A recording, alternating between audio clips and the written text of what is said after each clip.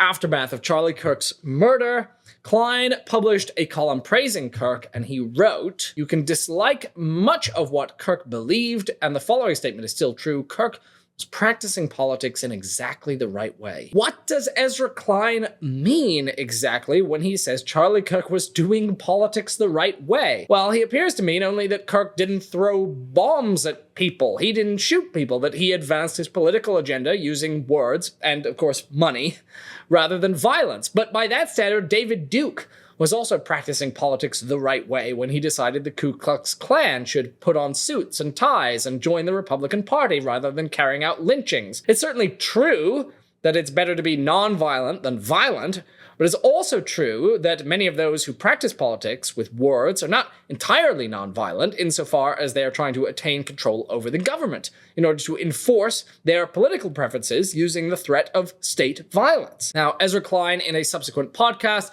did not seem to have learned anything from the critics of his column. He doubled down, saying, "You can disagree with virtually everything Kirk believed about politics.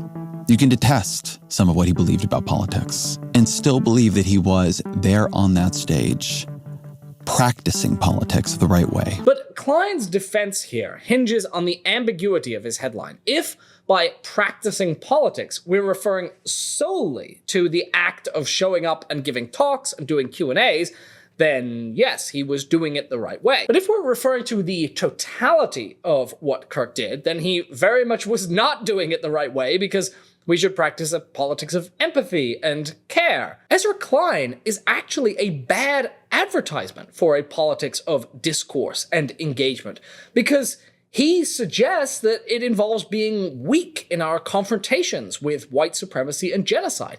But it doesn't need to. We can be aggressive champions of the dispossessed while still using argument and rhetoric as our weapons. That is practicing politics the right way.